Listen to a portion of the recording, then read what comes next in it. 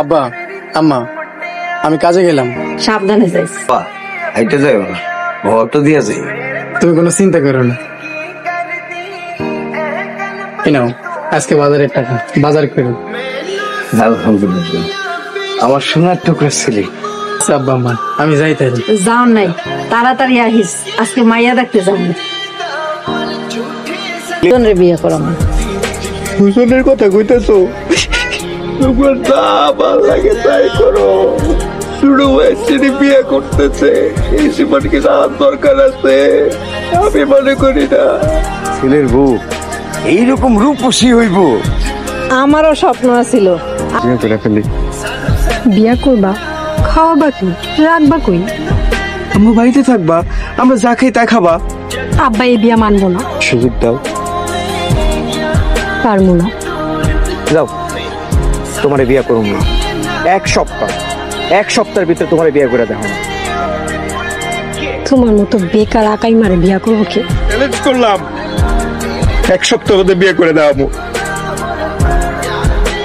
মনে রাখো। ঠিক আছে, মনে রাখলাম, এক সপ্তাহ। আমি প্রতিষ্ঠিত হয়ে গেলে পরে কিন্তু আফসোস করবা।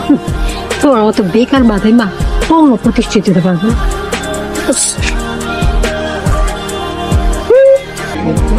সুজন, তুই বউলে বাড়ি যা। আম্মা বিয়ে করা বললো দুইটা সুখ দুঃখের কথা কইতেছি, তাতে এত কি সমস্যা হইতাছে? না, তোমার কোনো সমস্যা নাই, তোমার মন ভরে তুমি কথা কও। এই চল, বাড়ি চল।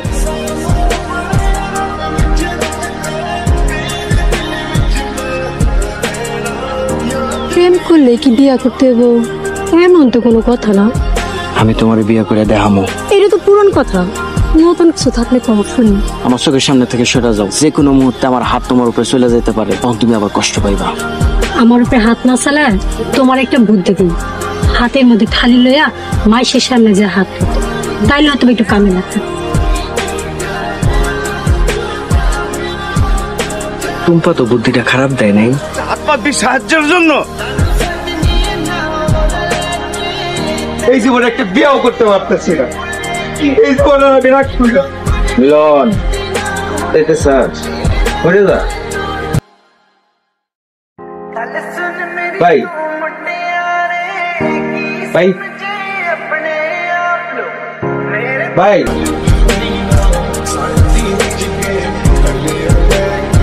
ভাই একটু ম্যাপে দেখবেন কয়টা হয়েছে। রাস্তাঘাট থেকে প্লাস্টিক কাগজ টুকানো তো খারাপ কাজ না। আর দেখো, এটা করে তো আমি পরিবেশ বাঁচাইতেছি আর নিজেও কিছু টাকা কামাই করে নিয়ে আইছি। মানুষ তো তারা টুকাই কইতাছে। আব্বা, আমার বিয়ে করার ইচ্ছা নাই, আমার এখন ইচ্ছা হইলো টেয়া কামানো।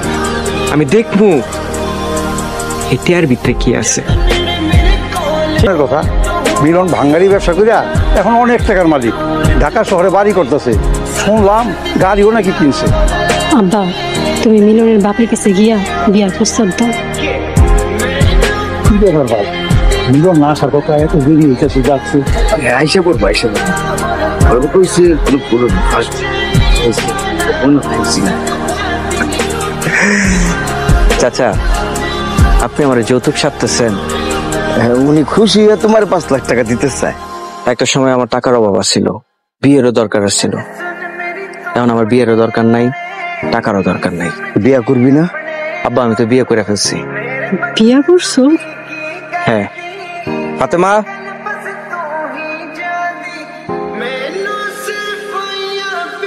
আসসালামু আলাইকুম। তুমি আমারে রাইখা এই মেয়েরে বিয়া করতে পারলা? একটা সময় তোমার বিয়ে করার লেগে পাগল আছিলাম, তখন আমার কাছে টাকা ছিল না, তুমি আমার অবহেলা করছো। আর আজকে আমি নিজের পায়ে দাঁড়াইছি, প্রতিষ্ঠিত হয়েছি নিজের জন্য, তোমার জন্য না। এই মাইয়া কেডা? এই মাইয়ার বংশ পরিচয় কি বাবা? ফাতেমা, ওর আব্বা গরিব দিনমজুর। বাবা গো, আমার মায়েরটারে বিয়ে দিন, কিছু সাহায্য দরকার। আপনার মেয়ের কি বিয়ে ঠিক হয়েছে? আমি গরিব দেখা আমার মায়ের বিয়ে করবেন জায়গা, তাই সাহায্য নিয়ে একটা ঘর বান্ধব, মায়ের বিয়ে দিন। চাচা, আপনি যদি কিছু মনে না করেন, আমি আপনার মেয়ের বিয়ে করতে চাই। বিয়ে নেওয়ার কষ্টটা আব্বা আমি বুঝি, এই জন্যই গরিব বাবার অসহায় মেয়ে ফাতেমাকে আমি বিয়ে করছি।